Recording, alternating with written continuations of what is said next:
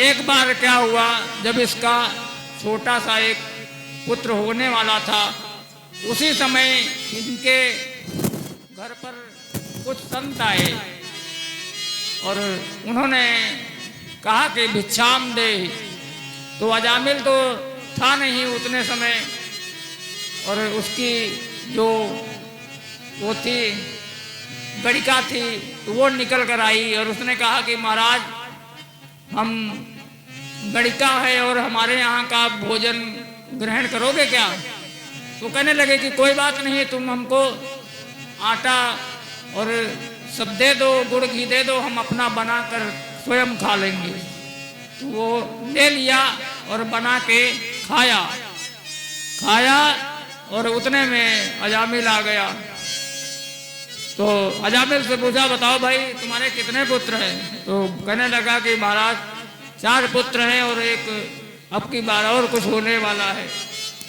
तो संत कहने लगे कि देखो, अब हमने तुम्हारा अन्न तो खाया है और तुम ब्राह्मण होकर तुमने ऐसा सब कर्म किया है। अब ऐसा करो, अगर अपना कल्याण चाहते हो तो जो कोई भी पैदा हो, तुम्हारे यहाँ पुत्र हो या कुछ भी हो, तो उसका हमारे कहने से नाम नारायण रख देना। तो अजामिल ने कहा ठीक है महाराज। ऐसा कहकर संत चले गए और कालांतर में उसके यहाँ एक छोटा सा पुत्र पैदा हुआ। तो अजामिल ने संतों के कहने से उसका नाम नारायण रखा। अब सबसे छोटा था, इसके लिए वो कहीं भी कुछ भी काम करता तो कहता कि बेटा नारायण पानी ले आओ, बेटा नारायण खाना ले आओ, मतलब जो कुछ भी कहता तो वो अपने छोटे पुत्र को ही आवाज देकर बुलाता। तो इस तरह करते करते जब वो 80 साल का हो गया, तब उसका अंत समय आया। तो अंत समय आया तो वो जो सबसे छोटा पुत्र था वो उसको ही ज्यादा बुलाया करता था। तो ये पापी तो था ही, इसके लिए इसको पकड़ने के लिए यम के दूत आए, काले काले 2। तो जब यम के दूत आए तो जब इसने देखा तो ये घबरा गया और ये चिल्लाया,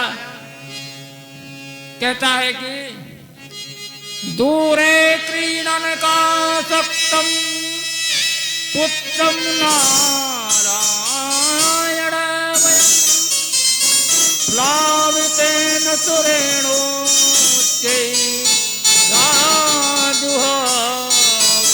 कुलेन्द्रिया। इसने इतना घबरा कर इतना व्याकुल हुआ कि बहुत तेज आवाज में इसने आवाज लगाई कि बेटा नारायण बचाओ, बेटा नारायण बचाओ। तो इसने इतनी तेज आवाज लगाई कि भगवान के बैकुंठ धाम में आवाज गई और उन्होंने अपने 2 पार्षदों को तुरंत भेजा, बोला कि जाओ देखो कि मेरा कोई भक्त आवाज लगा रहा है, कोई संकट में है। तो इतने में भगवान के 2 पार्षद आए और उन्होंने जो यमदूत थे उनको जोर से धक्का मारा और उनसे कहने लगे कि हटो इधर से, ये हमारे प्रभु का नाम ले रहा था। तो जब उनको धक्का मारा तो यमदूतों ने कहा कि भाई तुमको धोखा हो रहा है, ये तुम्हारे प्रभु का नाम नहीं ले रहा था, ये तो अपने पुत्र का नाम ले रहा था, इसके पुत्र का नाम है ना नारायण। तो विष्णुदूतों ने कहा अच्छा ये बताओ इसका पुत्र कितना बड़ा है? तो बोले इसका पुत्र 5 साल का है। तो कहने लगे बस, बोले कि इनके पुत्र का अभी 5 साल पहले नाम नारायण है और जो हमारे प्रभु हैं उनका तो नाम अनादिकाल से चला आ रहा है नारायण, तो किसका माना जाए? तब तो वो चुप हो गए और कहने लगे कि महाराज ऐसा करो, ये बहुत पापी है, इसके लिए हमको यमराज ने भेजा है कि इसको पकड़ के लाओ। तो विष्णुदूत कहने लगे कि ये बताओ कि वेदों का आदेश क्या होता है? तो यम के दूत बताने लगे कि महाराज, भेदो प्रणहितो धर्म अधर्मस्तद विपर्या। कहते हैं कि वेदों का जो विधान होता है, जो वेदों ने आदेश दिया है, वही उनका विधान है, और जो निषेध है कि ये नहीं करना है, वो उनका आदेश नहीं है, वो अधर्म है। जो आदेश दें वो धर्म है, और जो निषेध करें वो अधर्म है। ऐसा मैंने सुना है, और वेद साक्षात नारायण ही है। तब कहने लगे कि ऐसा फिर ऐसा तुमने क्यों किया? और जो विष्णु के दूत थे वो यम के दूतों को धक्का मारकर भगा दिया, और कहने लगे ये बताओ कि देखो, जो वस्तु की शक्ति होती है वो ज्ञान की अपेक्षा नहीं रखती है। वस्तु की जो शक्ति है, अब जैसे अग्नि में जलाने की शक्ति है, और तुमको ज्ञान हो या ना हो, अगर छू लिया तो जल जाओगे। इसी तरह जहर में मारने की शक्ति होती है। अब तुमको ज्ञान हो या ना हो, अगर जहर पी लोगे तो मर ही जाओगे। इसी प्रकार अमृत है, अमृत में अमर होने की शक्ति है, और तुमको ज्ञान हो या ना हो, पी लिया तो अमर हो जाओगे। और इसी प्रकार भगवान नाम में भी ऐसी ही शक्ति है।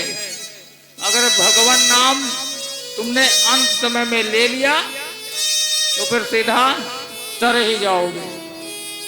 इस प्रकार जब कहा तो जो यम के दूत थे वो तो चले आए वापस, और इधर विष्णु के जो पार्षद थे वो भी वैकुंठ धाम को चले गए। अब अजामिल सोच रहा है कि भाई ये मैं क्या देख रहा हूं, मैं कोई ऐसा तो नहीं कोई स्वप्न देख रहा हूं। किम स्वप्न याहो सुद साक्षात दृष्टमिहाद्भुतम। वो सोच रहा है कि अभी भी मैंने क्या देखा। अभी दो लोग काले काले आए थे, वो मुझको पकड़ के ले जा रहे थे, और दो चमकीले चमकीले आए, उन्होंने मुझको बचा लिया। लगता है कि भगवान ने हमारे ऊपर बहुत कृपा किया है। अब अगर भगवान ने हमको एक मौका दिया है तो हम अपना पूरा जीवन भगवान को ही समर्पण करेंगे। और कहता है कि मैं बहुत ही गलत था। कहता है कि मेरे मुझको धिक्कार है। धिग्माम विगरहितम सदभिर्दुष्कृतम कुलकज्जलम।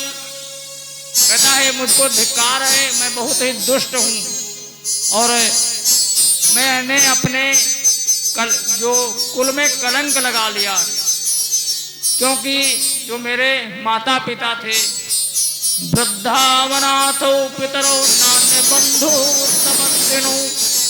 हमारे माता पिता बहुत ही वृद्ध थे और बहुत तपस्वी थे, और उनको मैंने छोड़कर और अपनी जो मेरी पत्नी थी उसको भी छोड़कर और ये मदिरा पीने वाली गणिका के साथ मैंने ये जो कृत्य किया है, लगता है इसके लिए मुझको बहुत ही कष्ट भोगना पड़ेगा।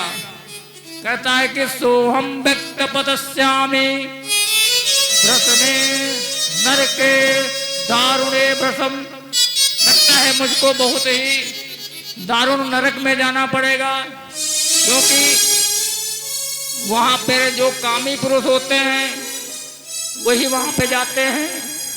और ऐसा कहता है कि अब मैं कुछ नहीं करूंगा। और सीधा घर छोड़कर वह गंगा द्वार मुपे आए मुक्त सर्वानुबंधना। ऐसा सोचकर अजामिल घर छोड़कर और सीधा हरिद्वार चला गया और वहां पे भगवान का नाम का स्मरण करते करते अंत में उसका उद्धार हुआ। अब इधर जो यमराज के दूत थे वो आए और बोले महाराज आज से ये नौकरी में अपना त्याग पत्र देता हूँ। तो यमराज बोले बताओ क्या हुआ। तो कहते कि आपने भेजा था उसको अजामिल को लेने के लिए और वहां पे दो चमकीले चमकीले पुरुष आए और उन्होंने हमको मार के भगा दिया। तो कहते हैं वो क्या बता रहे थे। तो यमदूत कहते हैं कि वो बता रहे थे कि हम नारायण के दूत हैं।